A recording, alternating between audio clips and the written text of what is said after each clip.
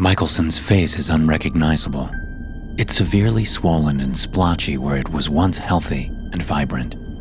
Blood and pus seep through his skin like sweat, staining the white sheets under him red and pink. He's calm now, but it won't last. He'll be awake again, writhing in pain, screaming, and begging to die. He's the toughest man I've ever known, and seeing him like this is a special sort of torture. But I can help him. I have a .45 caliber pistol on my hip. It would be easy to put him out of his misery. And maybe I will. Maybe that's what we should all do. I wonder if there are 146 bullets on board this submarine. Surely, there are enough to go around.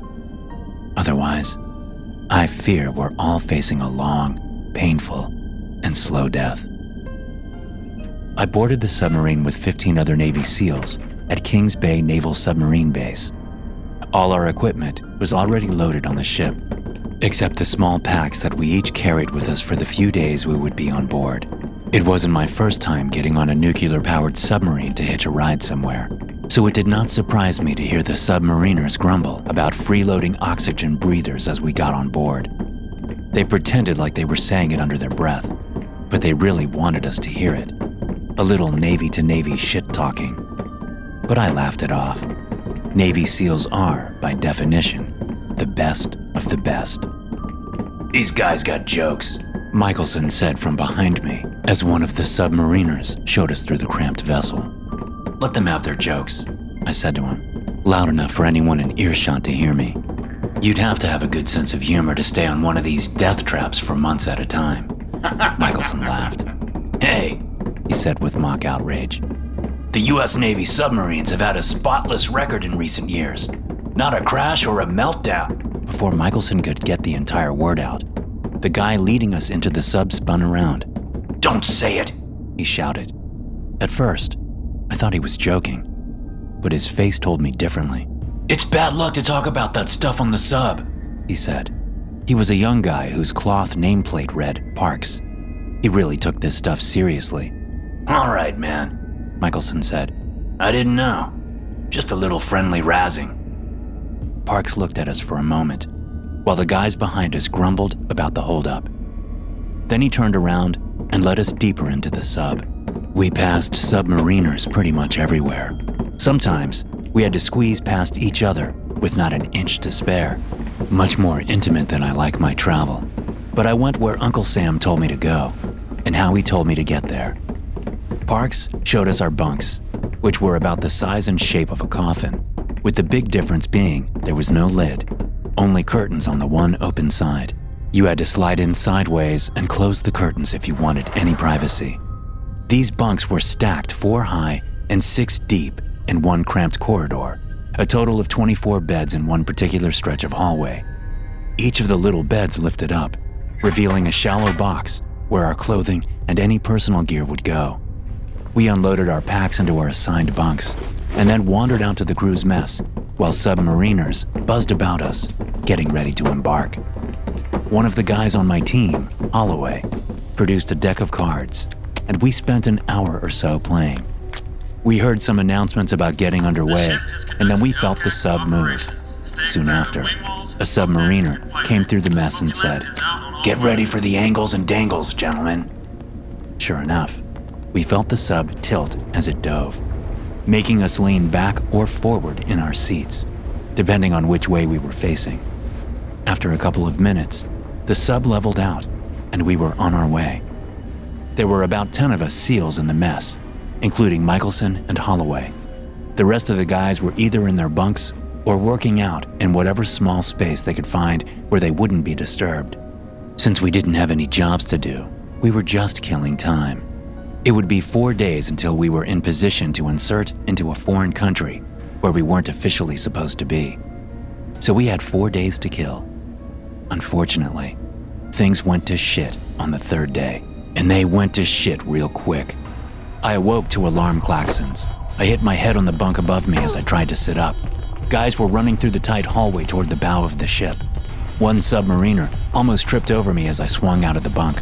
"What the hell is going on?" I asked him, but he ignored me. And as I stood up, I realized that the sub was tilting up slightly. Presumably, we were surfacing. Holloway appeared behind me, squeezing himself against the wall of bunks as more young men ran past. You know what's going on? I asked him. I couldn't read his face as he looked at me. It looked the same as ever, calm, cool, and collected. But the words he spoke chilled me to my core. I heard one of them saying something about the reactor. You're kidding. This must be a drill. These reactors have redundancies and fail-safes, don't they? Not one serious reactor problem during the whole nuclear submarine program, as I understand it, Holloway said. But the Russians have had some serious problems. Yeah, well, we're not the fucking Russians, I said, moving forward toward the mess. Holloway followed. A bunch of SEALs were in the crew's mess, sitting or standing around. 10 of them, to be exact. As Holloway and I walked in, that made 12. There were 4 missing, and one of them was Michelson. Where's everyone else? I asked Lieutenant Lyons, who sat in the corner with a toothpick in his mouth, sticking out of his bushy black beard. Michelson and Dunn went up to see if they could help with whatever the hell's going on. I don't know where Cruz and Stokes are. I'm sure they're here somewhere, Lyons said. Everyone was silent for a long time. The only sounds were the alarm klaxons echoing throughout the ship, and the occasional garbled orders barked over the sub's internal communication system. You think this is a drill? Holloway asked Lyons. No, Lyons said. That shut us up for even longer. Suddenly, the entire sub shook, as if we just hit something. I couldn't tell if we were moving or not, but I assumed we weren't. I had no idea where in the world we were, or how close we were to help, and I knew next to nothing about nuclear reactors. Some commotion caught my attention. The sound of men talking hurriedly grew closer. 3 submariners appeared in the doorway to the mess, walking sideways because they were carrying a person between them. Move! Clear a table! One of them said. The SEALs at the nearest table got up, and the submariners put the man down. He was another submariner, but the skin of his hands and face was covered with third-degree burns. He was unconscious, or dead. I couldn't tell which. 3 more men entered the mess carrying another submariner, and I recognized Michelson and Dunn as 2 of the 3. They put their man on another table. This guy was also badly burned, but only on one side of his body. He reminded me of the Batman villain Two-Face, only without the neat line that divided his damaged and undamaged skin. There were splotches of burnt skin on his face, as if he'd been splashed with burning water. And that, I soon learned, was close to what had happened. I went up behind Michelson and Dunn, peering over their shoulders for a closer look. Michelson saw me from the corner of his eye. Get back, he said. Don't touch any of this. What happened? I asked. Something happened with the reactor, Michelson said, unbuttoning his shirt. We've all been exposed to high levels of radiation. It's all over our clothes. One of the submariners looked up at me, and the other SEALs standing around. The safety valves failed, he said in a voice tight with disbelief. The steam. The pressure was too much. It's not supposed to happen. It can't happen. The pressure vessel. He trailed off, seeming to realize that he, too, was covered in radiation, because he started taking off his clothing. When the men were all stripped to their underwear, their clothes set in a corner of the room, they worked on taking the clothes off of the 2 burned and unconscious men. The rest of us watched, helpless to do anything. With all the training we had, we'd never been trained for something like this. We could do nothing but watch. Michelson suddenly stepped away and threw up on the floor. He looked up at me, shame on his face, but no fear. Once they got the clothes off the burned men, a man who I assumed was the ship's corpsman appeared with a first aid kit and started treating their burns as best he could. This is Commander Ramsey speaking. The calm voice came over the sub speakers, causing all of us but the corpsman to stop what we were doing. I won't sugarcoat this. You've all been trained well, and you all know what you've signed up for. So I'll tell this to you straight. We've suffered a catastrophic accident involving the reactor. I've tried to blow the ballast tanks to get us to the surface, but this doesn't seem to be possible. Without the reactor, we can't move. So we're currently sitting on a sea shelf about 400 feet under the surface of the water. I've been in contact with the Navy, and they're sending help, but it won't get here for several days. In the meantime, we need to sit tight and stay cool. We'll get through this. I looked at Lieutenant Lyons and then at Michelson and Dunn. Their faces betrayed no emotion, but I was pretty sure mine did. 24 hours passed in mostly tense silence. They had sealed the reactor compartment because of high radiation levels, but those in the control room were receiving higher than normal doses, so they kept the crew there to a minimum and rotated them frequently. After several hours of vomiting and confused babbling following the initial exposure, Michelson seemed fine. He hadn't thrown up anymore, and he said he felt normal. Dunn had started showing symptoms about an hour after Michelson. Apparently, he had followed Michelson into the reactor compartment to help get the burned men out. 24 hours later, he seemed okay, just like Michelson. The corpsman said it wouldn't last. The two men who had been burned in the reactor compartment had been vomiting and convulsing since shortly after they'd been brought out. The corpsman said they'd be dead within days, if not hours. None of the news we got was good. So when Lyons came and found me lying in my bunk, I knew things were about to get worse. It wasn't his face that told me. It was the lack of a toothpick in his mouth. He meant business. Listen, he said. I've just finished telling the others what Commander Ramsey told me. He says the oxygen tanks will run out tomorrow. They can't produce any more oxygen because the reactor powered those systems. But he said they have oxygen candles we can burn. The question is whether they'll get to us before they run out. Jesus, I said. He thinks we're going to run out of air before they get here? He doesn't know, maybe, Lyons said. But that's not the most concerning part of our situation. You're kidding.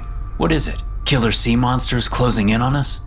Lyons shook his head, clearly not in the mood for tasteless jokes. Ramsey says we're hanging off a sea shelf. He says the sub has been shifting slowly for the past day, but now it's speeding up. And he thinks there's a chance the sub could plummet off the shelf. And let me tell you, it's a long drop. I thought the angle was changing, I said. Is the drop long enough for the compression to kill us? Lyons nodded. But we have our equipment on board. We could swim out. And leave them all behind? No, we have our dive gear. They have some escape suits or something. But we can only go through the lockout trunk so many at a time. It can only fit so many. Since we're guests on this ship, Commander Ramsey wants us to go first. What would we do? Just float on the surface of the ocean and hope that rescue ships show up before we die? That's if we make it to the surface alive. From 400 feet, that's not guaranteed, I said. Lyons shrugged. I know the risks as well as you do. There are no good options here. We can wait to die in here, or try our chances in the ocean. This is insane, I said. Fucking insane. Just telling you what our options are. Lyons left me then, and I thought about leaving the ship in our scuba gear. It wasn't a better option than staying on the sub, at least not as things were. Even if we did survive the swim, we would be abandoning them to their fate, hoping that they could escape. Even if they had enough escape gear to get everyone off, I didn't like it. Now it has been 2 days since the reactor accident. The air has grown foul. The levels of carbon dioxide are climbing, even though we're burning the oxygen candles regularly. Michelson and Dunn both took a turn for the worst hours ago. Their skin is degrading, swelling, and turning waxy. They're delirious, often crying out in pain. They're sweating blood as their insides are being destroyed on a cellular level. The rest of the people on board are trying to do as little as possible in an effort to conserve oxygen. One man had to be sedated after he lost it and started screaming about not wanting to die this way. I stand next to Michelson's bunk looking down at him, thinking about putting a bullet in his head, just like he's asked me to do at least a half dozen times now.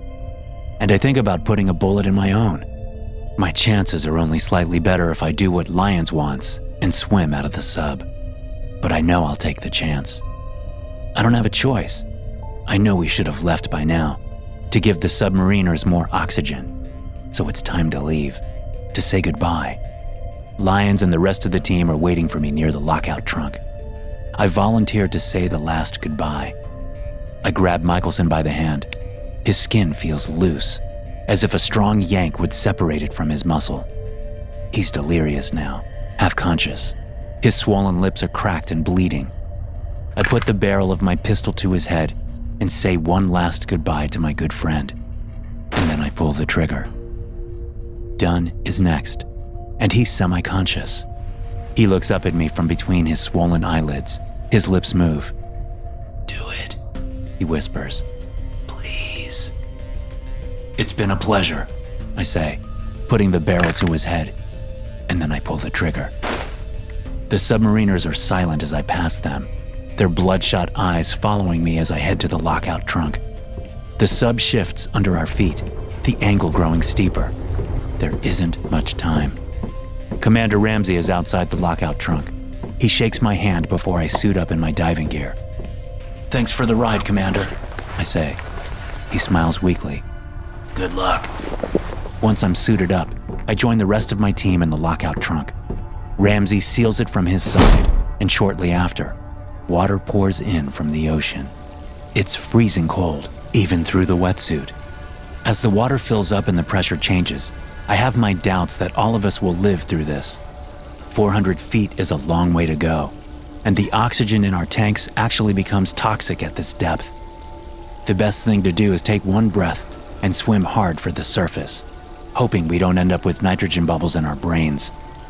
So we each take a single deep breath from our tanks before the pressure inside the trunk equalizes with the outside pressure. If we don't die from the bends, we'll probably have some serious injuries. But I guess that's better than dying choking in an airless submarine. Once the lockout trunk is full, Lyons opens the door to the ocean, and we swim out, one by one, each of us exhaling slowly as we go up.